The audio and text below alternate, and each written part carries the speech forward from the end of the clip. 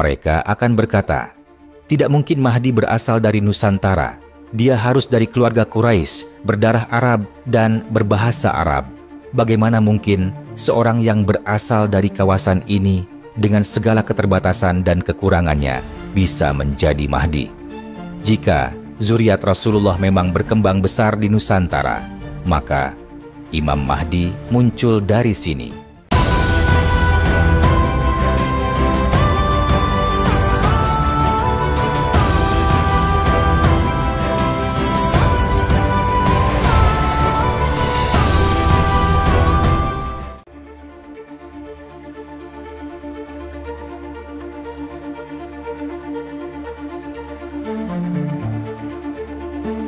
Dunia Islam tengah menanti kedatangan seorang figur yang disebut akan muncul di akhir zaman. Bukan nabi, tapi pewaris risalah. Dia adalah Imam Mahdi.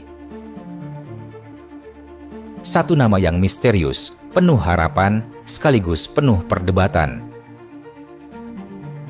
Mayoritas ulama klasik sepakat, Mahdi akan berasal dari keturunan Nabi Muhammad, dari jalur Sayyidah Fatimah. Beberapa hadis menyebut namanya mirip dengan nama Rasulullah, yakni Muhammad bin Abdullah. Namun, apakah itu harus ditafsirkan secara harfiah? Apakah Imam Mahdi wajib berdarah Arab, berbahasa Arab, dan muncul dari tanah Arab? Jika kita jujur membaca ulang sejarah, maka kita akan menemukan sesuatu yang selama ini luput. Bahwa setelah tragedi Karbala, keturunan Hasan dan Hussein, yaitu zuriat Rasulullah, melarikan diri dari kekejaman kekuasaan. Mereka tidak hanya menyebar di Timur Tengah, tetapi juga menjelajah ke Timur Jauh. Jejak mereka sampai ke Hadramaut, India, Gujarat, dan akhirnya sampai ke wilayah yang kini kita sebut Nusantara. Mereka hidup dan berkembang di kerajaan-kerajaan Islam lokal. Dikenal sebagai Habib, Syarif, ulama besar, dan bahkan para wali. Beberapa di antaranya menikah dengan bangsawan lokal dan melahirkan generasi baru. Sebuah perpaduan darah Rasulullah dengan budaya Timur.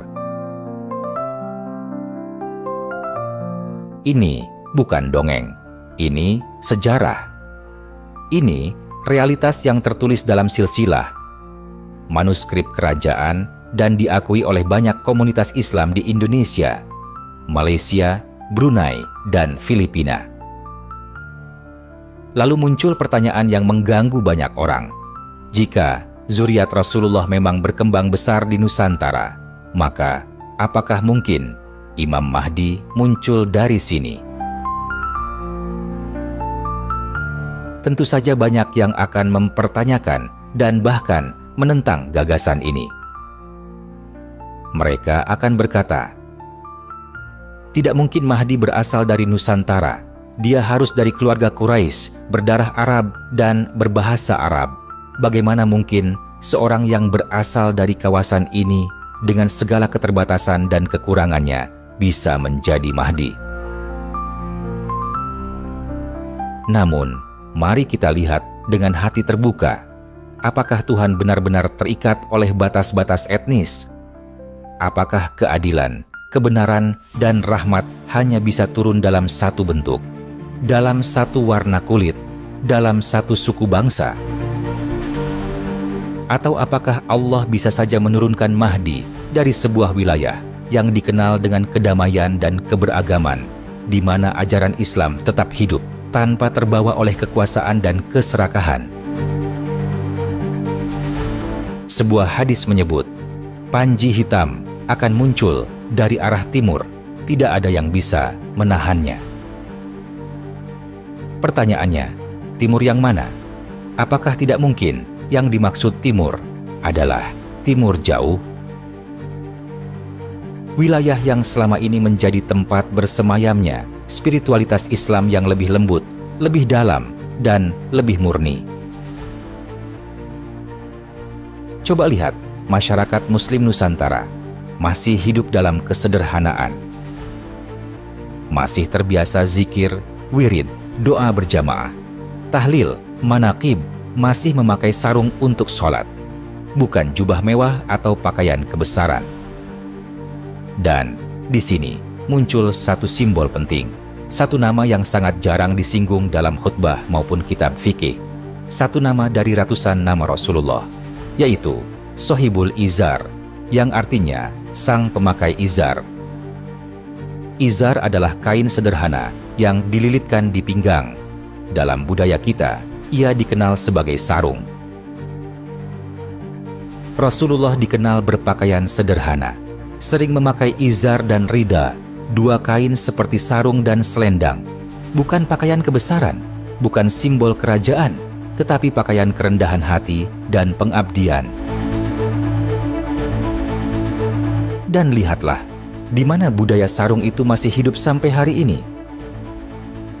Bukan di Arab Saudi, bukan di Dubai, bukan di Qatar, tapi di sini, di Indonesia, Malaysia, Brunei, dan Thailand Selatan. Di sini, sarung bukan sekadar pakaian, tapi simbol spiritualitas, simbol adab, simbol keislaman yang turun-temurun. Maka, ketika kita mengingat nama Sohibul Izar, bukankah itu seolah menjadi kode ilahi bahwa penerus Rasulullah bisa saja muncul dari masyarakat sarungan?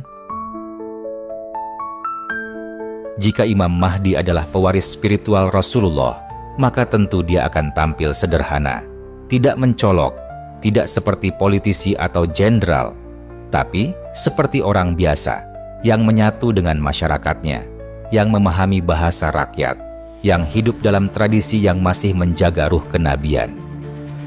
Dan di mana lagi tempat seperti itu jika bukan Nusantara? Apakah itu tidak cukup menjadi pertimbangan serius? Ataukah kita tetap akan menutup mata dan terus membatasi rahmat Allah hanya pada satu bangsa dan satu tanah? Imam Mahdi mungkin saja datang dari Arab, tapi tidak menutup kemungkinan bahwa dia akan datang dari tempat yang lebih mengejutkan. Tempat yang selama ini dianggap pinggiran, tapi justru menjaga pusaka Rasul dengan paling jujur. Karena bisa jadi, yang akan membawa panji akhir zaman bukan mereka yang mengenakan jubah, tetapi mereka yang memakai sarung. Bukan yang berbicara lantang di mimbar, tetapi yang zikirnya tenang di mushola kecil. Bukan dari kerajaan yang megah, tetapi dari sudut dunia yang selama ini diremehkan. Dari satu tempat yang spiritualitasnya belum mati, dari satu wilayah yang masih hidup dalam izar, dari satu umat yang mungkin adalah kita. Imam Mahdi tidak sedang kita tunggu. Ia sedang dibentuk, ia sedang dipersiapkan, dan mungkin ia sudah hidup di antara kita.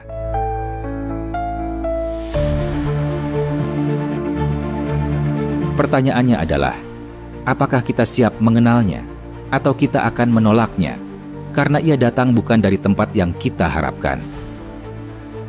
Apakah kita terlalu terjebak dalam pola pikir sempit yang mengharuskan Imam Mahdi berasal dari Jazirah Arab? Apakah kita siap menerima kenyataan bahwa mungkin Imam Mahdi yang kita tunggu-tunggu justru datang dari tempat yang selama ini kita anggap sekadar sudut dunia yang terpinggirkan? Mari kita pertanyakan itu semua. Jika semua tanda-tanda zaman menunjukkan kepada kita bahwa Mahdi mungkin sudah di antara kita, mengapa kita tetap menutup mata? Banyak dari kita mungkin akan mengatakan, bagaimana bisa, sementara beliau harus berbahasa Arab, hidup dalam tradisi Arab, dan berbicara dengan cara yang serupa dengan Rasulullah. Namun, Apakah kita lupa bahwa Allah tidak terikat oleh batas-batas etnis? Apakah kita yakin bahwa rahmat dan keadilannya hanya milik satu bangsa dan satu wilayah? Dan jika kita mempelajari sejarah dengan hati yang terbuka, kita akan menemukan bahwa para ulama besar, wali, dan zuriat Rasulullah yang menyebar di Nusantara bukanlah kebetulan. Mereka membawa warisan spiritual Rasulullah. Mereka melanjutkan perjalanan dakwahnya dengan cara yang berbeda. Namun, itu tetap mengandung esensi yang sama, mencari kebenaran, keadilan, dan kedamaian. Apakah Anda siap untuk melihat lebih dalam? Apakah Anda siap untuk mengakui bahwa mungkin yang akan membawa panji akhir zaman bukanlah mereka yang berbicara lantang di mimbar, tetapi mereka yang dengan sederhana, penuh kesabaran, dan keberanian menjaga zikir dan doa di tengah kehidupan mereka? Apakah kita sudah siap untuk menyambut kenyataan bahwa mungkin kita adalah bagian dari sejarah besar ini? Beranikan diri untuk bertanya, beranikan diri untuk berpikir di luar batas yang selama ini kita percayai. Karena sejarah seringkali tidak berjalan sesuai dengan apa yang kita harapkan. Dan bisa jadi, sejarah besar ini justru muncul dari tempat yang tidak pernah kita bayangkan sebelumnya, dari tanah yang penuh kedamaian dan kesejukan, dari bumi yang dipenuhi dengan zikir dan sarung, dari Nusantara.